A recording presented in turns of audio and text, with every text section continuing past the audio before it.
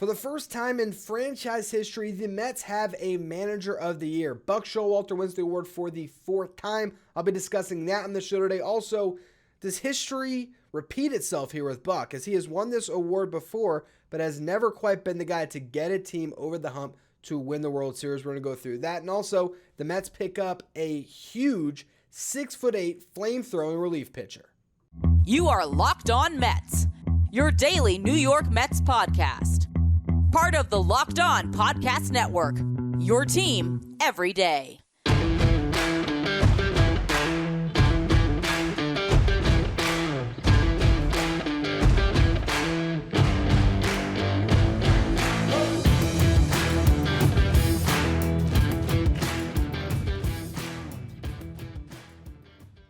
Hello to all you amazing Mets fans. You're watching Locked On Mets, part of the Locked On Podcast Network, your team every day. I'm your host, Ryan Finkelstein. If you want to find any of my work, follow me on Twitter at FinkelsteinRyan. You can also find some of my writing at justbaseball.com, where I work as the managing editor.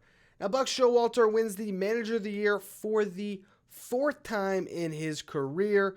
You look at the vote breakdown, it was him, Dave Roberts, and Brian Schnicker as the finalists. He received 8 of the 31st place votes, 10 of the second place votes, which got him 77 points. You have David Roberts, who had 8 first place votes, but not nearly as many second place votes, only 4. And then you have Schnicker, who had 7 first place votes, trailing behind with 55 points. Bottom line, Buck Showalter wins the award for the fourth time in 4 different decades, the first Mets manager to ever win this award. Now, we're going to get into the apprehension that many might still have with Buck Showalter, because he has this reputation of being the guy that takes over the team, that builds them up, but just never has had the success in the postseason.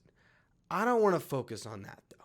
I want to acknowledge what an incredible job Buck Showalter did, taking a team that had a brutal collapse in 2021 and leading them and getting them in a position where they were able to win 101 games. And as much as you can point to September, and I know there's some that would say it was a collapse. And look, when I was in it, when I was in the midst of it, yeah, I fed into that. And also, to a certain extent, yes, the Mets did fall apart down the stretch. There was there was games that they should have had that they didn't. But to blame Buck Showalter for that is letting the players off the hook, and it is disregarding the first 5 months of the season where he had this team humming, and it was a completely different mindset. And really, I think what Buck Showalter has done for this organization is he has legitimized everything. This is a guy who has done more for the game of baseball than almost anybody active, right? And he knows how to build a competent program. And the Mets needed that. You are trying to shred yourself from just decades of incompetence where you were run at the top by the Wilpons, particularly Jeff Wilpon in recent years, that just made everything about this franchise second class. Buck Showalter's a first-class guy. Just even something as simple as going into spring training and putting his arm around Keith Hernandez and showing him around to the players and driving around in a golf cart and chopping it up with him and making Keith feel involved in the team and just building a real foundation around this ball club and giving everyone a clear goal and allowing them to focus on the task at hand. We saw so many guys play better this year than they did in the year prior. We saw Francisco Lindor, get the opportunity to, play comfortably and to understand his value and to be out there every single day.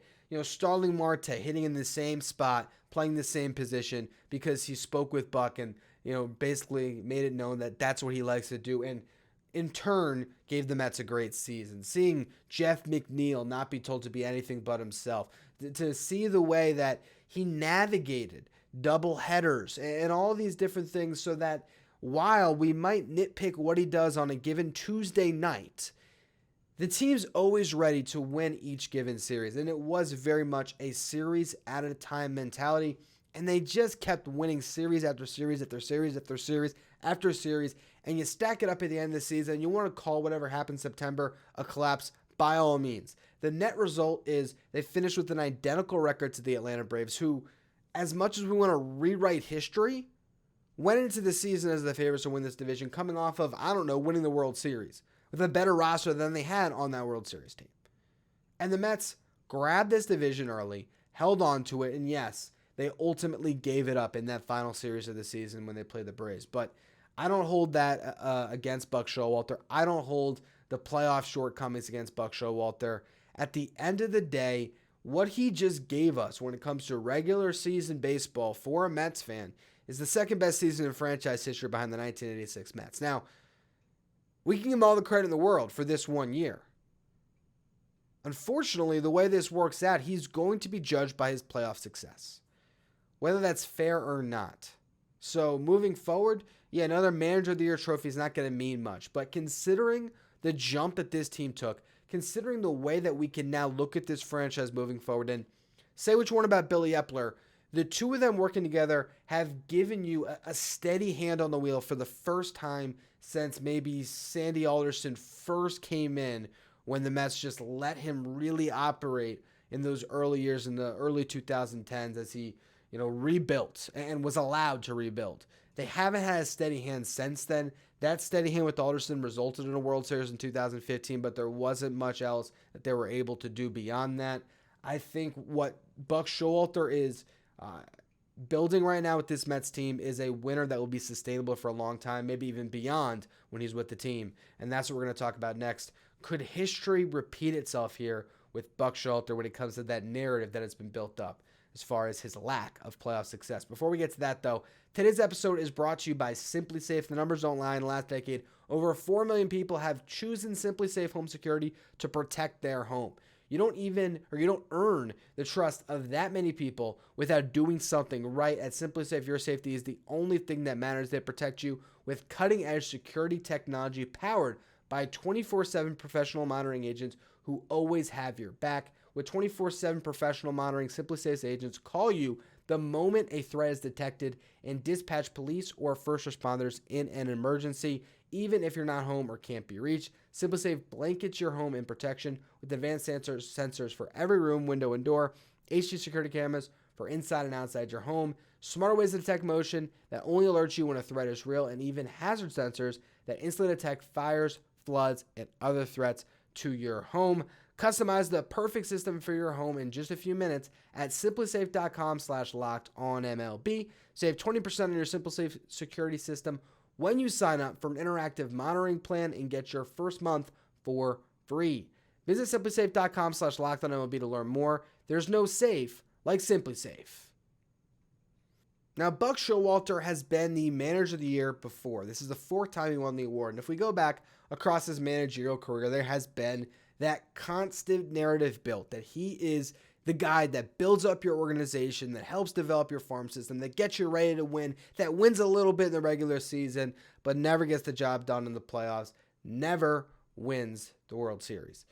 That started with the Yankees, and you can't tell me that that was his fault by any stretch of the imagination. He won the award in 1994. He took the team, which had been under 500 for his 3 seasons prior to coming aboard. They won 76 games in year 1, went 84-74 in year 2. Year 3, they were on a 100-win pace, but the strike happened in 1994. Again, that is when he won the award. 1995, they lose in the ALDS. He's fired. The Yankees win 4 of the next 5 World Series. Then he builds an expansion team up in the Diamondbacks. They become a 100-win club in their second season. They ultimately lose, though, in 1999 in the NLDS to the Mets. Win 85 games in 2000. He is then let go. The Diamondbacks go on to win the World Series in 2001. I don't think that either of these teams won in spite of Buck Showalter, particularly the Yankees. They won 4 of the next 5 years. You want to say Joe Torre's incredible? By all means. He's a Hall of Fame manager. All right.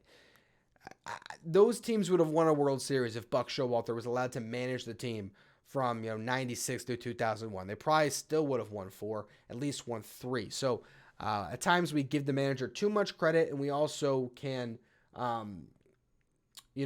them a little too much. We can take too much away from what they brought to the table if the team fails to meet expectations in the playoffs. And Buck Showalter hasn't shied away from any expectations at any point in his career, and he's not again with the Mets. But I know that narrative is frustrating. And you look at the other 2 times he won the award. He won in 2004 at the Rangers. That's a team that ultimately did have some playoff success after he left, but that was a little bit further down the line, a couple of years beyond when he was with the team, so I wouldn't really read into that too much.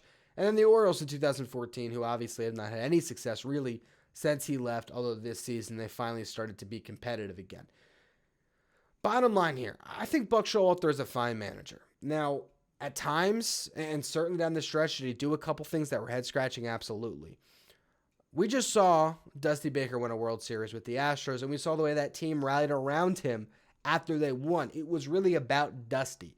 I think we could see the same thing happen with Buck Showalter. I think the players love him in New York, that they want to win for him, that they're playing hard for him, and that's all you can ask out of a manager these days. As much as you want to get into the in-game decisions or who's in the starting lineup each day. Obviously, those are decisions that Buck makes, but they're decisions he makes in conjunction with an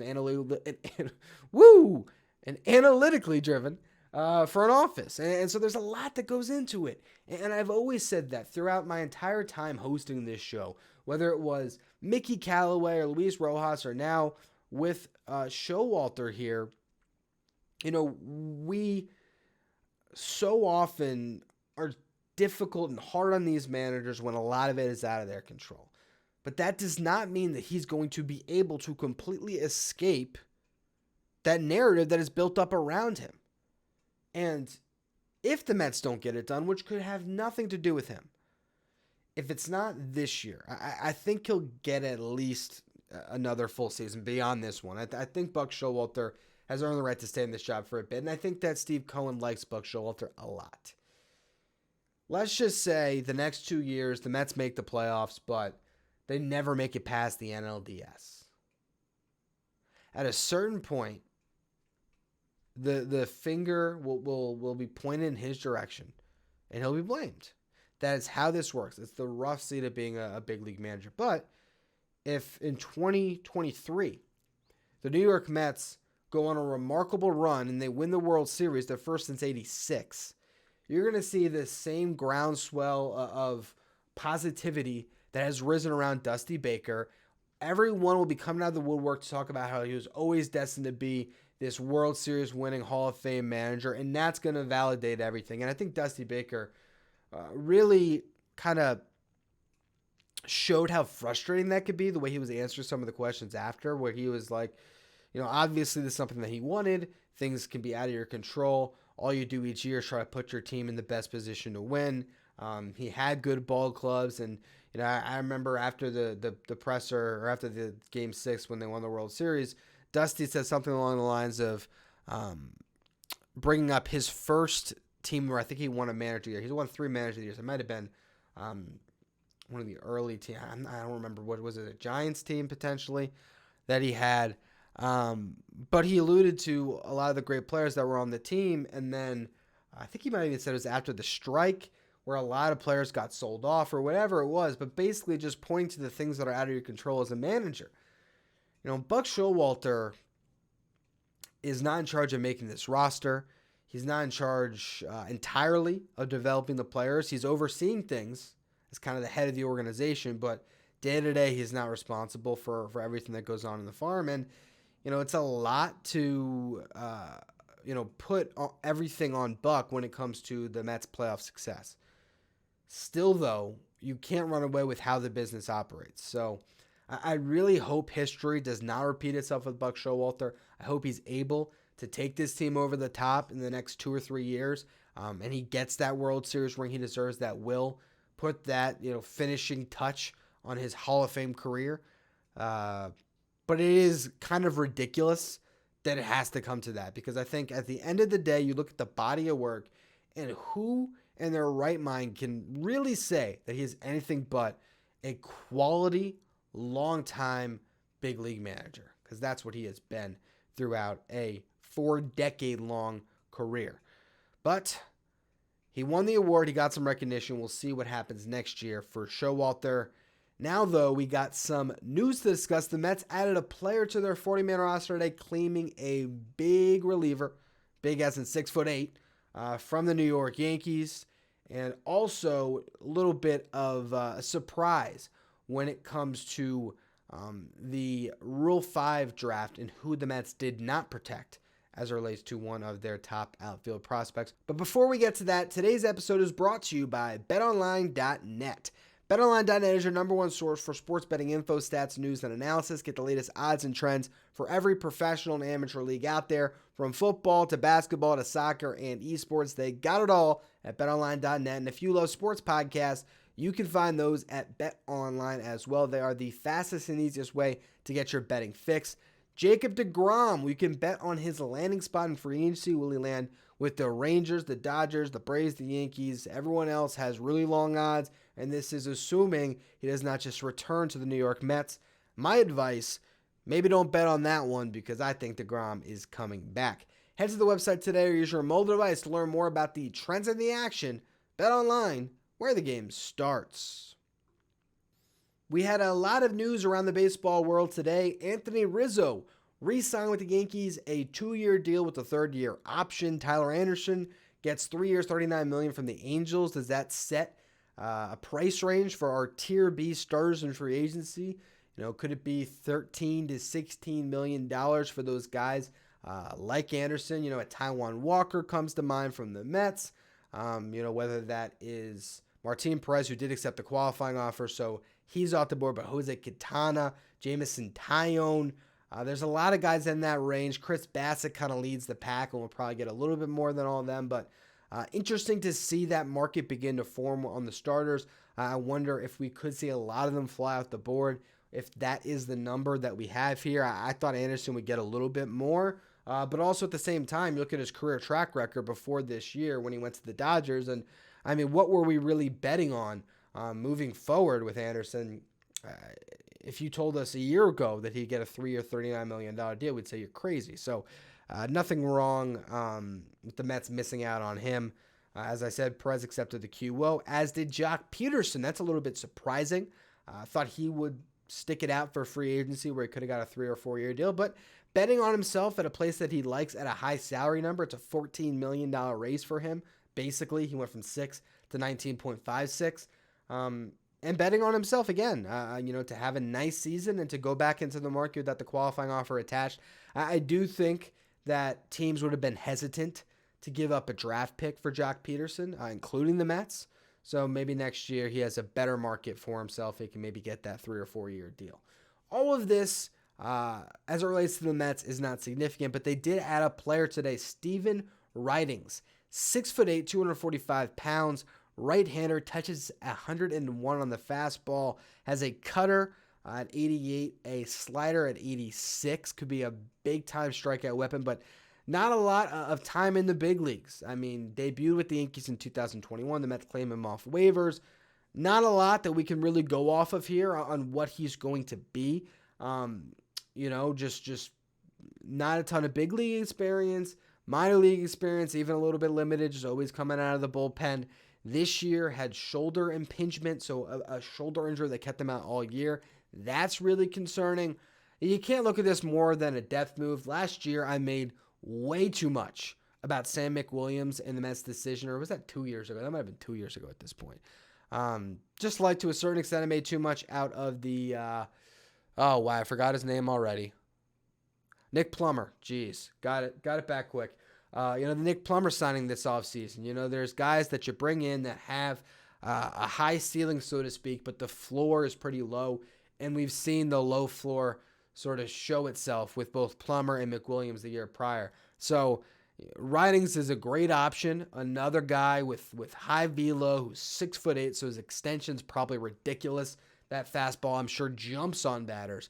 But can he throw strikes is a question. Can he stay healthy is a question. It's good, though, the Mets added another high upside reliever on their 40-man roster because they don't have nearly enough of them. But when it relates to the 40, no real moves for the Mets today. No big DFAs. We thought Dom Smith could go. Darren Ruff.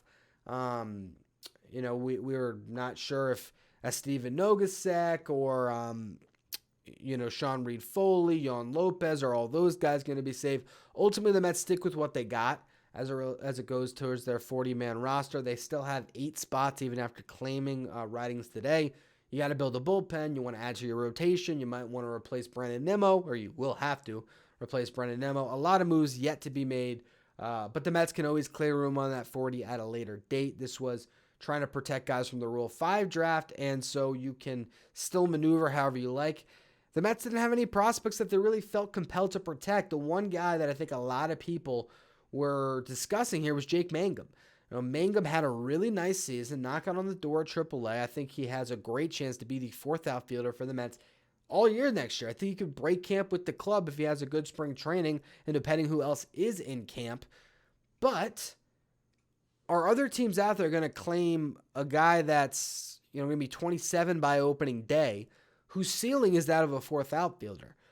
There's bigger fish to fry, or bigger fish to grab in the Rule 5 draft than Jake Mangum. So I guess the Mets are just betting on that. I don't think this is a reflection on how they feel about Mangum, other than maybe knowing that they'll probably be able to sneak him through this Rule 5, hang on to him without putting him on the 40-man roster, which just gives you more flexibility. So a little bit risky. If it was up to me, I probably would have just added him to make sure you keep him around, because I really do think that you're going to have to add him to your 40 at some point this year regardless. But I'm not mad at it unless another team does draft him in the Rule 5 and you miss out on him.